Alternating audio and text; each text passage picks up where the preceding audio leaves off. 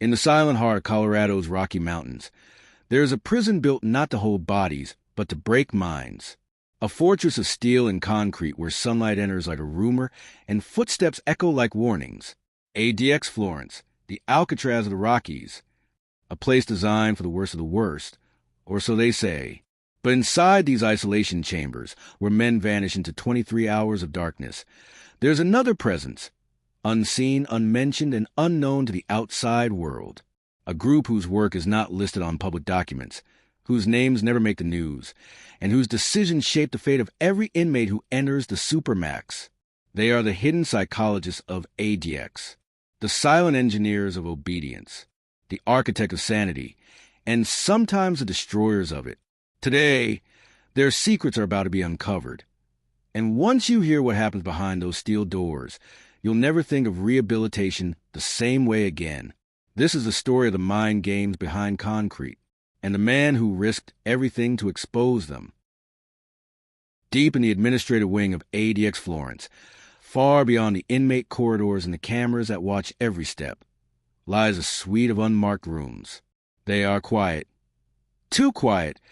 Insulated from the constant hum of fluorescent lights and the mechanical groan of locking gates.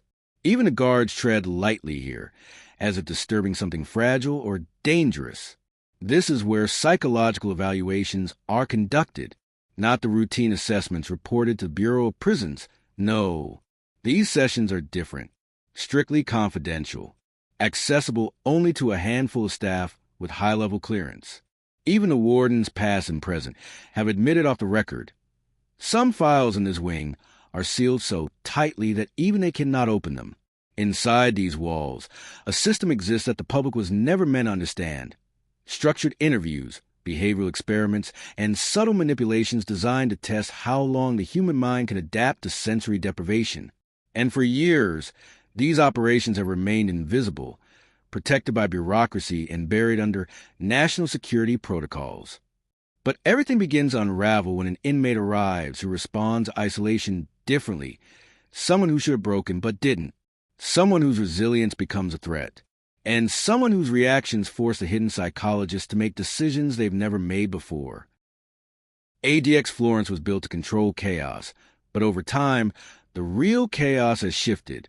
Not in the cell blocks, where men whisper to themselves in the dark, but in the offices of those tasked with monitoring their minds. Each psychologist in this elite unit was recruited not because they were compassionate healers, but because they were specialists in interrogation, behavioral conditioning, and crisis manipulation. Some came from military intelligence, some from classified counterterrorism projects, others from research labs that shut down just when their experiments began raising ethical concerns. Officially, their job is to evaluate inmates. Unofficially, their job is to predict them, to map out the mental vulnerabilities of men who have nothing left to lose. The unit runs weekly meetings, each more tense than the last. Charts of inmate behavior fill the walls. Some show improvement, others decline. A few are marked with red slashes, signaling instability or unpredictability. But every chart represents a human mind unraveling, a story of someone slipping inch by inch into madness. And the psychologists watch it all, analyzing, measuring, documenting, without ever asking whether the environment they're observing is the very thing causing the decay. One psychologist, though, grows uneasy. He begins noticing patterns the others refuse to acknowledge, patterns that point not to inmate deficiencies, but to deliberate manipulation. And once he sees it, he can't unsee it. Across the facility, inmates are isolated, but they are not silent. Every scrape of a metal food slot, every distant shout, every shuffled footstep carries to the concrete like a coded message. The psychologists hear these sounds too, and some of them study them closely. It is in these echoes, these microbehaviors, these subtle emotional fractures, that the unit finds what they call trigger points. Moments where an inmate becomes most pliable, most manageable, or most volatile. And the psychologists use as data, quietly adjusting routines, shifting meal times without warning, altering the brightness of cell lights, stopping recreational breaks for select inmates, changing the temperature by only a degree or two, playing ambient noises at night, just loud enough to disturb sleep.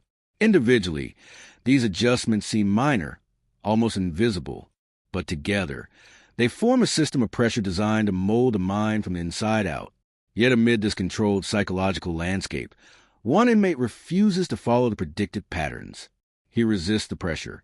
He maintains clarity in a place meant to dissolve it, and his stability becomes the anomaly that triggers an internal investigation within the unit, a risk none of them saw coming. Something dangerous is brewing, not in the cells, but in the minds of those who claim to protect them. In the Supermax, time doesn't pass. It stretches, warps, bends. Minutes feel like hours. Hours feel like days. But for the psychologists monitoring the emotional decline of the men locked inside, time is a measurement, a tool, a lever to pull. And lately, something has changed in their data. Charts that once descended predictably into despair now show irregular spikes, brief, unexpected moments of mental clarity. In one specific inmate, the team refers to only as Subject 47. He should be deteriorating. He should be showing signs of confusion, agitation, or emotional collapse like every other man who spent years in this concrete coffin. But instead, his mind is steady. His sleep patterns remain consistent. His responses to stressors remain controlled. And worst of all, he refuses to engage with the psychological traps meant to provoke him. This anomaly becomes the talk of the unit. Some believe it's nothing more than a statistical outlier. Others suspect he's hiding a deeper instability they haven't uncovered yet. But one psychologist sees something more disturbing, a flaw in the entire system. Because if one man can resist the pressure, then maybe the system was never as effective as they claimed. Still, the unit presses forward, doubling down on their assessments, expanding their surveillance, and increasing the number of silent manipulations that ripple through the inmate corridors. But Subject 47 doesn't crack, not even a fracture. And that's when the psychologists begin to fear him, not because of what he's done, but because of what he refuses to become. Behind closed doors, the unit's weekly psychological briefing shifts into something darker. Gone is the careful, academic language of mental health evaluations. In its place is a tone more suited to covert intelligence operations, strategic, defensive, almost paranoid. The lead psychologist, a veteran of classified behavioral programs, stands before the room with a series of brainwave charts and written logs. Each one shows the same impossible trend. Subject 47's mind is holding steady in conditions calibrated to break the strongest men in America. The team argues over the cause. Some insist he's manipulating them, masking symptoms to outsmart the system. Others believe he simply reached a psychological plateau, a point beyond which he cannot process further stress. But the lead psychologist proposes something far more controversial, that Subject 47 might possess a resilience the institution cannot quantify, something the Bureau of Prisons never prepared them to study. His theory is met with silent resistance, not because it's impossible, but because it threatens everything the unit has built its reputation on. The Supermax isn't supposed to produce strong minds. It's supposed to suppress them. Suddenly, the psychological project takes a new direction. The unit begins exploring deeper, riskier methods, not to harm, but to understand. Because if Subject 47 cannot be broken, then maybe he can reveal exactly how much the human mind can endure. And that information is more valuable than any confession, any evaluation, any behavior report. The search for his breaking point becomes an obsession. And obsessions never end well inside ADX. While the psychologists focus their attention on Subject 47, the prison itself responds like a living organism. Guards notice shifts in their daily routines, new protocols, new restrictions, unexplained adjustments to inmate schedules. They don't know the reason, but they feel the tension thickening through the corridors. Night shifts become restless. Security checkpoints grow stricter. Supervisors begin shadowing officers, taking notes, asking vague questions about inmate behavior. The psychologists from their observation rooms absorb every scrap of information. They monitor stress levels, not just of inmates, but of the staff, because every reaction matters. Every interaction feeds the system. The lights in Subject 47's cell are dimmed slightly earlier than usual. His food slots open at irregular intervals. The ventilation hum shifts pitch, almost imperceptibly. All tiny calibrations meant to disrupt internal rhythm, a technique developed years ago in classified programs overseas. But none of it works. Subject 47 remains composed, steady, almost unnervingly calm. And the more they study him, the more the psychologists realize something terrifying. He is not resisting them. He is observing them. The balance of power begins to tilt, subtly but undeniably, and psychologists find themselves staring into the unknown, because for the first time in ADX history, the experiment might be working both ways. Subject 47's calm begins to unsettle the psychologists in ways no chart or graph can capture. They are trained to study chaos, to measure instability, to predict breakdowns. But how do you analyze a mind that refuses to break? Late nights in the observation rooms are filled with whispers, half-formed theories, and the occasional heated argument. Some of the psychologists start questioning themselves, their methods, their ethics, their very role within the walls of ADX Florence. And the more they scrutinize Subject 47, the more they begin to see patterns that suggest he isn't merely enduring the system. He is learning it. Every manipulation they employ, every subtle disruption they introduce, he anticipates, not by cheating, not by trickery, but by understanding the rhythm of the prison itself, as though he can read the very architecture, the very routines like an open book.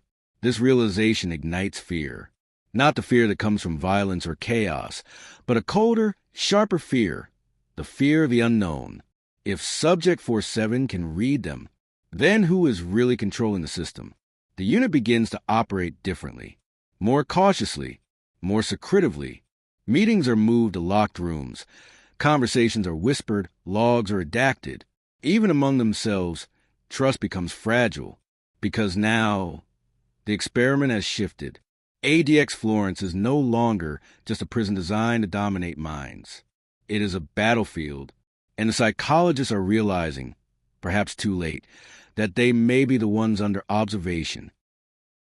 Meanwhile, the outer world knows nothing of this invisible war. To journalists, to lawmakers, to the public, ADX Florence is just a fortress for dangerous criminals. Its horrors are assumed, exaggerated, romanticized. But inside, the truth is far more complex. There are no cameras documenting these subtle manipulations, no reporters noting the precise timing of a ventilation hum or a light flicker. No one outside can measure the erosion of a mind or the rise of an anomaly like Subject 47. And yet, in the quietest corners of the prison, the game escalates. Psychologists introduce advanced cognitive tests, asking questions that seem innocuous but carry hidden layers. They observe facial microexpressions, measure pulse variations, record reaction times with millisecond precision. Every twitch, every blink, every hesitation is logged, analyzed, cataloged. Subject 47 answers all tests correctly, consistently, almost clinically. He does not panic. He does not flinch. He does not submit. And with each success, the psychologist's unease grows. Because in this room of concrete and steel, rules have always been absolute. Inmates obey, minds fracture, charts descend. But Subject 47 defies them all. And now, the psychologists are asking themselves a question that has no precedent. What happens when the experiment fails? The lead psychologist calls an emergency meeting. The usual calm, calculated tone of the unit is gone. In its place is tension, so thick it could be cut with a knife. Something is happening, he says quietly, almost to himself. The room falls silent. Charts, graphs, and detailed reports are laid out on the table. All point to a single truth. Subject 47 is not just resisting, he is rewriting the rules. Some members of the team panic. Others are in denial. But one thing becomes painfully clear. Whatever Subject 47 is capable of, the unit cannot predict it. And the question that haunts every mind in that room is simple but terrifying. How far will we go? And who, ultimately, is controlling whom? Because in ADX Florence, nothing is ever as simple as it seems. Concrete walls can hold bodies, but minds? Minds are another story entirely. As the days stretch into weeks, ADX Florence becomes a theater of unseen maneuvers. The cell blocks echo with silence, yet every inch of the prison vibrates with observation. The psychologist now treats Subject 47 not as a subject, but as an adversary. Every subtle behavioral cue is dissected. Every routine, every sleep pattern, every moment of reflection is mapped and measured. And yet, despite their sophisticated tools and decades of expertise, he remains unshaken. The psychologists begin to experiment with isolation techniques more extreme than usual. Sensory deprivation tanks, where light and sound are stripped to almost nothing. Time meal alterations that defy any predictable schedule. Auditory patterns, faint, discordant sounds inserted into cell vents at irregular intervals. Each test is intended to reveal cracks in his psyche. Each test is meticulously documented, and each test fails to produce the expected results. Subject 47 adapts. He doesn't just endure. He analyzes, predicts, and subtly manipulates his environment in return. Small things. Shifting his body in the cell to alter acoustics, noting ventilation changes, timing guards' movements. And the psychologists begin to whisper among themselves. Perhaps he isn't just resisting the system. Perhaps he is studying them. Fear begins to infiltrate the unit, not the obvious fear of a violent inmate, but the quiet, insidious fear of being outmatched in a domain they've always controlled. Some psychologists start leaving notes in private logs, questioning their own ethics. Others debate the morality of continuing the experiment. A few, more pragmatic, focus only on observation, because admitting fear is a vulnerability ADX cannot afford. The lead psychologist calls a confidential debrief. He warns the team, this is no longer about breaking a mind. This is about understanding what happens when the mind cannot be broken. And make no mistake, if he is learning from us, we are vulnerable. The words hang in the room like smoke. Everyone knows it, but no one dares speak aloud. The person who cannot be broken is no longer a subject. He is a mirror reflecting their own methods back at them. The internal tension grows. Even the guards begin to notice subtle shifts. Schedules more strictly enforced, lights dimmed differently, an eerie quiet in the air. The psychologist's obsession with Subject 47 is beginning to shape the prison itself. ADX Florence, a place meant to control the most dangerous minds of America, is starting to feel uncontrolled. Then comes the anomaly that changes everything. A data log flagged by one of the psychologists shows an unexpected pattern.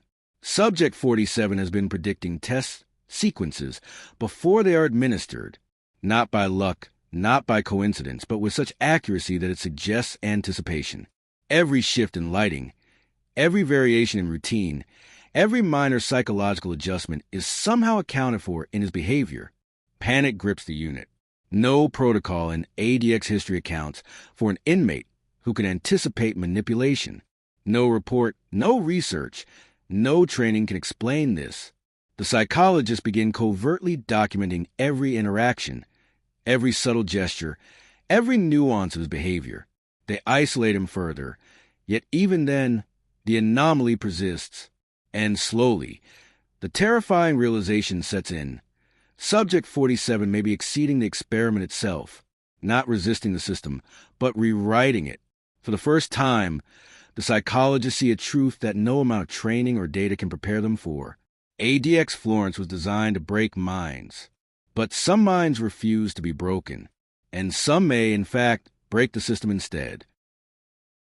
The unit faces a moral and professional crisis. Do they continue, risking exposure to the system's vulnerabilities? Do they stop, admitting their experiment has failed? Or do they escalate, pushing Subject 47 further into psychological extremities, despite knowing it may provoke unforeseen consequences? For weeks, heated debates rage behind closed doors. Some argue that revealing the anomaly could endanger national security. Others fear for their careers, the Bureau of Prisons, the sanctity of the Supermax model itself. And all the while, Subject 47 remains in his cell, calm, unbroken, watching. The lead psychologist makes a choice, a risky, unprecedented choice, to test the limits of his own creation, to confront the anomaly directly, to step into the cell, not physically, but psychologically, because in ADX Florence, it is no longer enough to observe. To survive, to understand, they must engage, and that engagement will change everything. The psychologists initiate the first direct engagement. No longer just observation, no longer subtle manipulations. This is active testing. Subject 47 is presented with a series of complex cognitive challenges, puzzles designed to probe reasoning, moral judgment, and emotional resilience. Every move is monitored, every reaction measured in real time. Even the tiniest twitch of an eyebrow, every pause in speech, every shift in posture is meticulously recorded. And yet, each test is met with uncanny composure. Every obstacle, every attempt to unsettle him, is neutralized before it can take root. In a way that terrifies the psychologists, it becomes clear Subject 47 is not simply enduring their experiments. He is studying them, learning their methods, predicting their next steps. The room is silent, except for the faint hum of machines recording brain activity. And in that silence, the psychologists confront a horrifying truth. They are no longer the observers. They are the observed. A subtle shift begins to occur in the dynamics of ADX Florence. Schedules are adjusted not for the prisoners, but for the staff. Even senior psychologists begin second-guessing their own instructions, wondering if their decisions are being anticipated, if their authority is being undermined. Subject 47's resilience is no longer a subject of curiosity. It is a threat. And the psychologists, trained to maintain control, feel for the first time a creeping sense of vulnerability. Late-night session, once routine, now carry an air of unease. Small mistakes, an overlooked chart, a misread facial expression, are amplified into existential questions. Who is really in control? And who will walk out of ADX Florence with their mind intact? The quiet, unrelenting tension in the observation rooms mirrors the silence in the cell blocks. It is the calm before the storm. And the storm is coming. Then comes the turning point. A single log entry appears on the psychologist system. Anomalous, unexplainable, and impossible. Subject 47 has anticipated not one, not two, but an entire sequence of experimental manipulations before they are implemented. Panic spreads through the unit. Some members argue for halting all tests, for reporting the anomaly to the Bureau. Others fear that doing so would expose vulnerabilities that could compromise the Supermax model entirely. But before any decision can be made, Subject 47 makes his move. Subtle, almost imperceptible, but unmistakable. A single action, a single choice, in response to manipulations that flips the psychological dynamic completely. It is not violent. It is not overt, but it is decisive. ADX Florence, designed to suppress, to control, to dominate, is no longer the puppet master. The observers have become the observed. In the final confrontation, the psychologists face a choice of their own. To continue the experiment would be to risk everything they know about control, power, and the human mind. To stop is to admit that the system is a blind spot, one that no one in the Bureau has ever accounted for. As they deliberate, Subject 47 sits quietly in a cell, seemingly indifferent. But beneath that calm lies an understanding that has changed the game entirely. He has seen their methods, predicted their moves, and exposed the limits of their authority. And in that revelation lies the twist. ADX Florence may be impenetrable in steel and concrete, but the human mind is not. The system built to control has its own weakness, and that weakness is the one mind that refuses to be broken. The psychologists leave the observation rooms that night with a mixture of awe and fear. The experiment is over, or perhaps it has only just begun, and outside the walls, the world will never know what truly happens behind the concrete. ADX Florence stands in the Rockies, silent, imposing, unyielding. To the outside world, it is a fortress, a warning, a place where the most dangerous men are kept from society. But inside, the truth is far more unsettling. Concrete cannot imprison ideas. Steel cannot contain resilience. And even the most meticulously controlled experiments have limits when confronted by a mind that refuses to bend. Subject 47 walks an invisible line between obedience and autonomy. The psychologists leave the prison knowing that their experiment, their control, their very understanding of human behavior has been challenged and changed forever. ADX Florence may break the bodies of men, but some minds cannot be broken. And sometimes the mind behind the concrete wins.